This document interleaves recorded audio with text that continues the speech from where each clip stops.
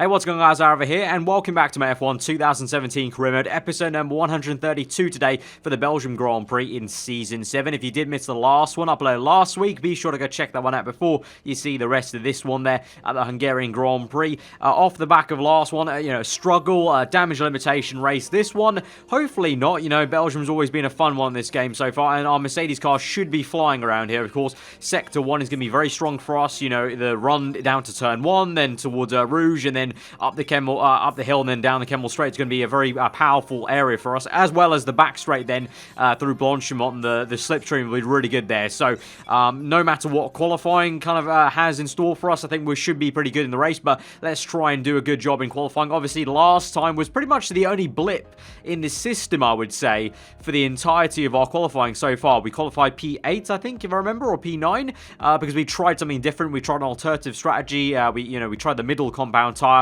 Didn't really work out for us in the end. I mean, you can say it kind of worked out in terms of the strategy, but obviously the pace wasn't there, and that was unfortunate. So we're going to kind of just go with the normal kind of fastest tire available to us, being the ultra soft tires when it comes to qualifying, and we'll just try and go for that pole position. I think that will be probably if we can try and manage it, it could be maybe potentially our 6th or 7th pole, I want to say. I haven't run the numbers. I don't exactly know how many it could be, but it's going to be all dry, thankfully, so we do have a very good chance of that.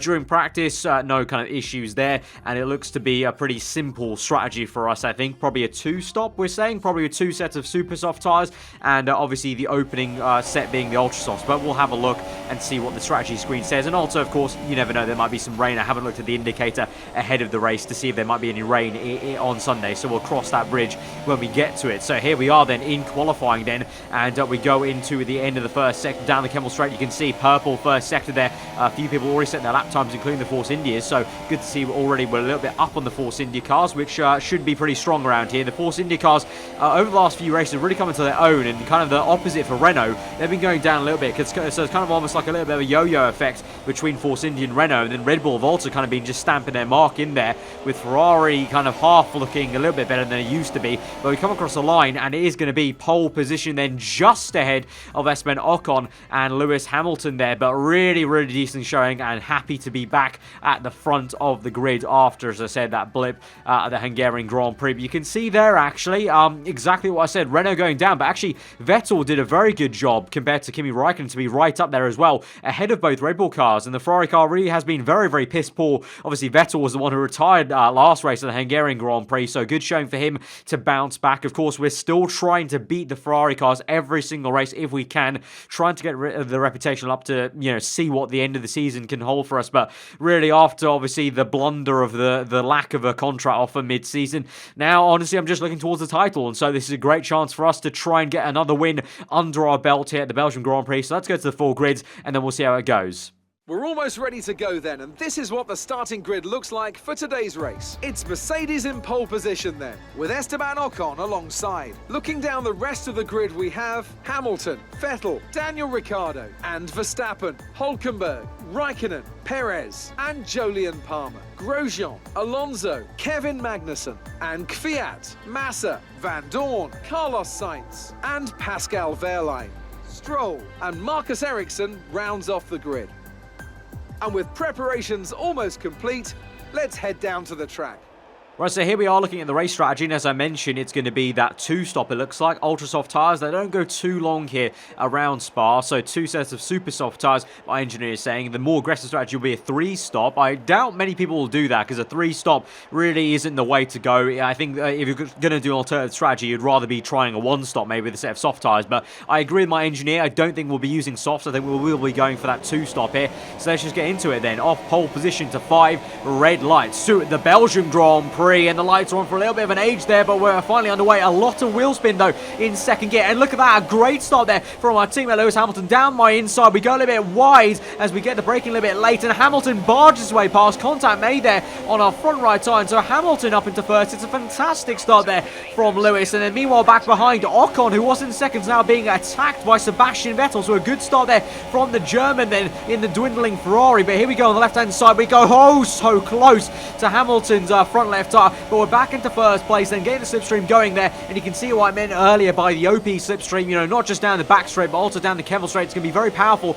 and we use that to good effect, and we're already back up into first place then, but a little bit of flustering at the very start of that Grand Prix, but now we're under control, although you can see at the beginning of lap 2, going a little bit deep once again to turn 1, Hamilton has a sniff, but for now, we're in control. At the moment, though, it's overcast, so let's see and be a bit patient here. We've got, you know, 5 laps to go until our first pit stop. Who knows? There might be a chance of rain. You never know around here at Spa. They could start raining in one sector and be dry in the other. So let's take this calmly. But for now, just trying to get away from Hamilton if we can. You can see there the upgrades we've got on the engine obviously helping us even against our teammates to try and pull away a little bit as he had a poor exit off the back of turn 1. And thankfully for us, doesn't look like it's going to rain for now. And we've gone all the way to lap 5 quite calmly. And we're going to make a pit stop now. Probably 1 or 2 laps earlier than I wanted to, because I ideally wanted to maybe go to lap 6 or lap 7. You can see there on the right hand side of your screen on their heads-up display, the rear tyres really starting to go off, and they're causing me issues because Hamilton closed right up in sector 2 and 3, and so I thought I'd rather go earlier, try and get an undercut, because the rear end was really starting to slip, especially through corners like Pouon and then into the high-speed chicanes after Pouon. The rear end would just kind of snap out of the way. I wasn't able to just get the car turning as I wanted to, so I'd rather go for the earlier pit stop. And the same can be said for the Force India car of I can't really honestly tell which one that was, and then also the Renault there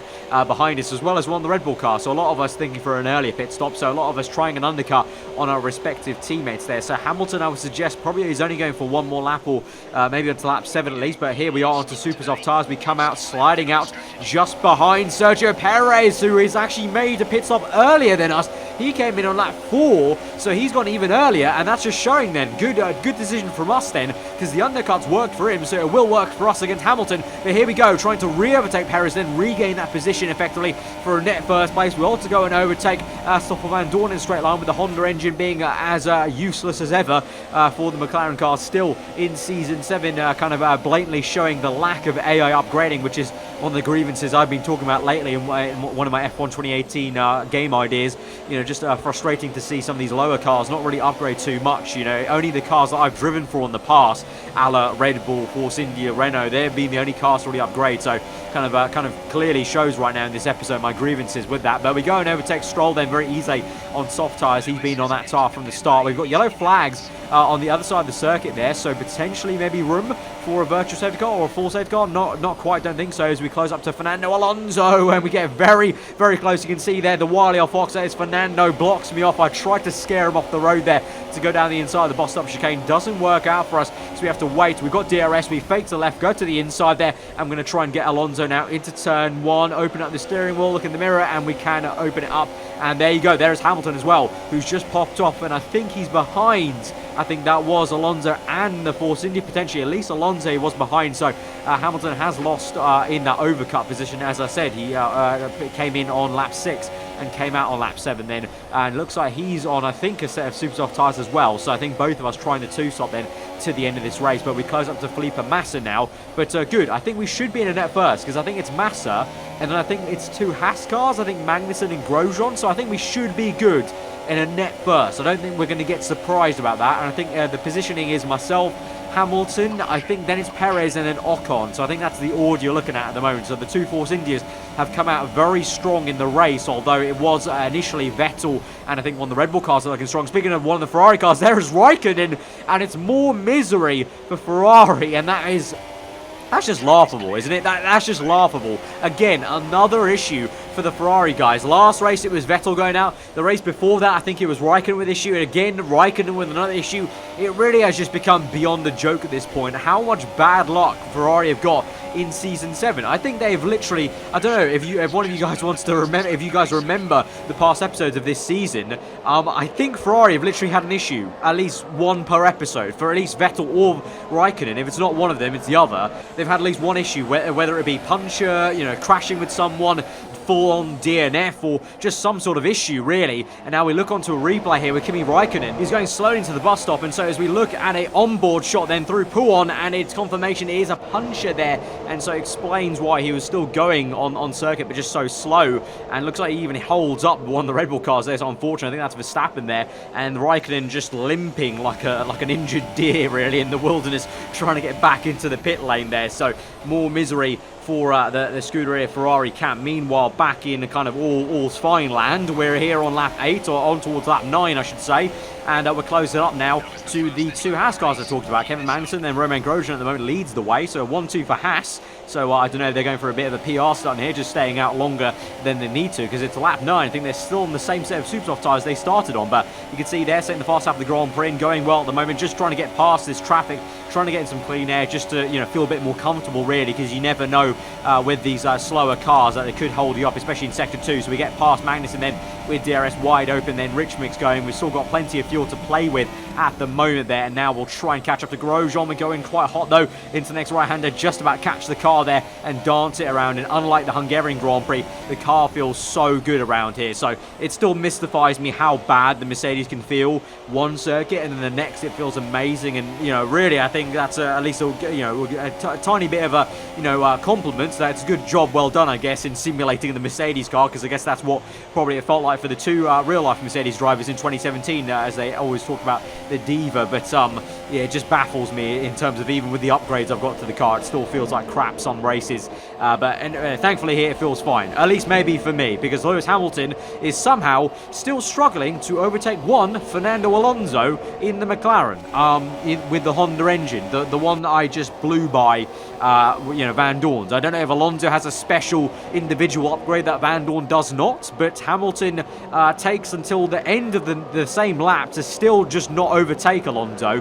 He goes towards across the line. I would like to hope with DRS you can maybe try and get it, but the fact is Alonso actually has DRS off the Williams car, so Hamilton waits till the very next lap. This is the end of the next lap then, down towards Blanchimont and the bus stop chicane. Hamilton only now goes down the inside there, is able to get enough legs on Alonso to overtake him. So very, very odd stuff there. Hamilton just taking his sweet time, and that pretty much just seals the deal in terms of the comfortability I have at the moment in this race, even though I'm pretty sure that's not a word. But Hamilton closes up then to the Williams car, Felipe Massa. He's in 3rd place. One of the Haas cars is still in 2nd there. So is Hamilton going to try and make a dive? No, it looks like he had a little look and glimpse into turn 1, but he's going to wait until the exit now towards Rouge. Will he have enough speed to maybe make it move on the outside or the inside as they go up the hill? Doesn't look like it. We're right on board now on the shoulder shot as we go up the hill now. Surely this will be the chance now as we go down the Kemmel Straight. Then there'll be the DRS activation point even before we get to that. Hamilton right up the gearbox, and here he goes. He's going to move to the left-hand side. There he is. So Massa chooses for the inside line to defend,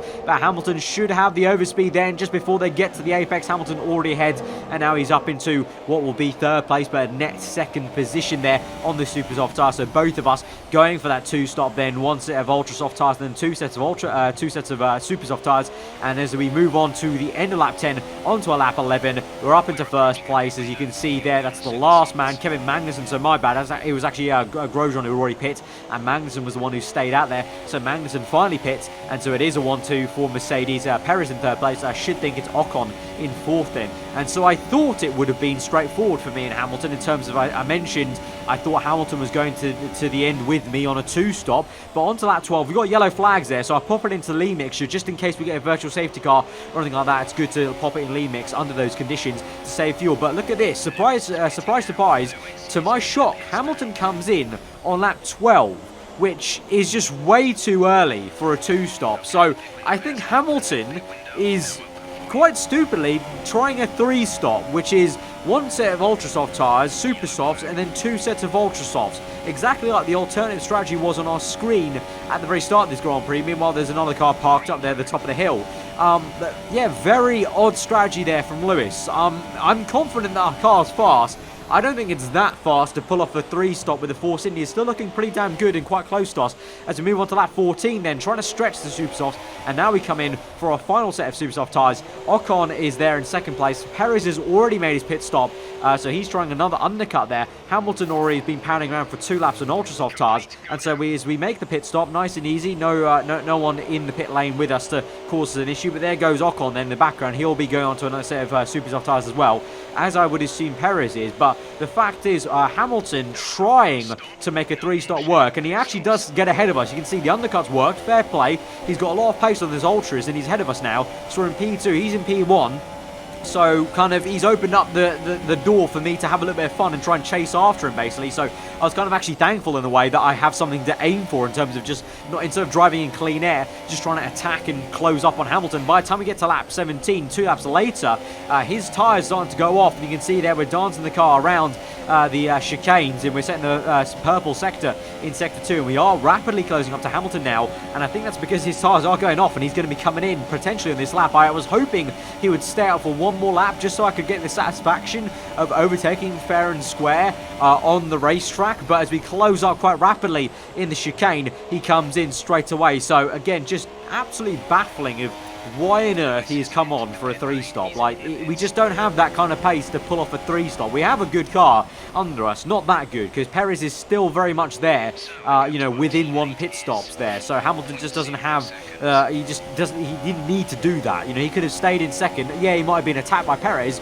but he could have at least defended quite well to maybe keep his second place. Now, Perez in second, and at the moment it's Grosjean there, I think that is in 3rd place on soft tyres, so very weird stuff. But now, I think it's time to try and conserve the engine. We've got a very big gap to Perez, so I popped the car and lean mixture and just protect it, because remember, I have not replaced a single unit of my engine yet. We've still got the original 4 units on every single bit of our car, so I thought, you know, may as well play it clever. I like a lot of the time like Hamilton and Rosberg used to do back in the day when he was driving for Merc as well. Both of them, when they had a really good lead, they would just pop it in lower engine modes. We saw a lot of the time Mercedes tease us back in 2014, 2015, 2016 by popping it in lower engine modes and just saving their engine, saving the car. That's exactly what I thought I'd do to try and save the components, really, because if I can try and pull off an entire season without any extra units, that would be great. But it did mean that over the next few laps, Perez did close up, and actually quite crucially, on the very last straight of the last lap of the Grand Prix, Perez did try and overtake me. He's in the slipstream here, but